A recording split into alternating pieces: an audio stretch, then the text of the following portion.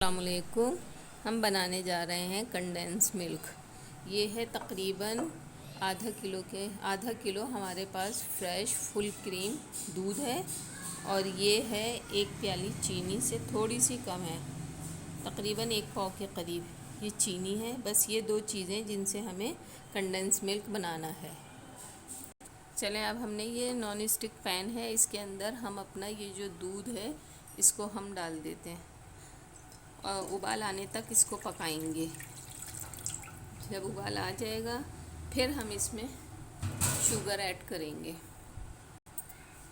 आप देख सकते हैं कि ये देखें हमारे दूध में उबाल आ गया है, तो अब हम इसमें ये चीनी डाल देंगे। सही है।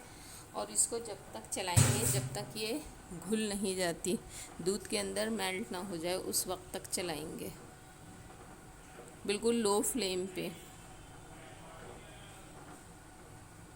आप देख सकते हैं कि ये हमारी चीनी जो है मेल्ट हो गई है इसके अंदर। अब हम इसको 10 मिनट के लिए लो फ्लेम पर छोड़ देंगे, इसको हल्की आंच पर पकने देंगे।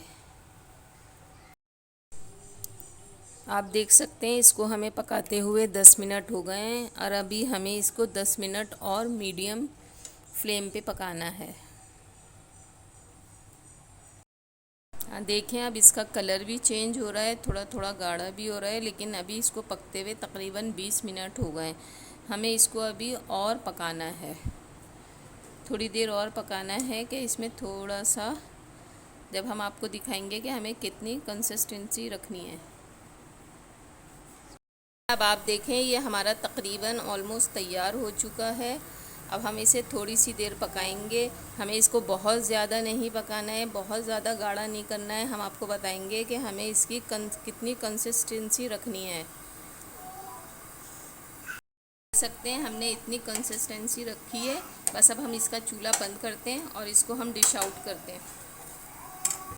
देख सकते हैं कि हमने ये उंगली पे लिए, इस तरीके से हमें ये महसूस हो रहा है कि मतलब बहुत गाढ़ा भी नहीं है, बहुत पतला भी नहीं है, तो हमें इस तरीके से रखना है इसको। अब आप देख सकते हैं कि इस तरीके से हमारा ये कंडेंस मिल्क तैयार हो गया है।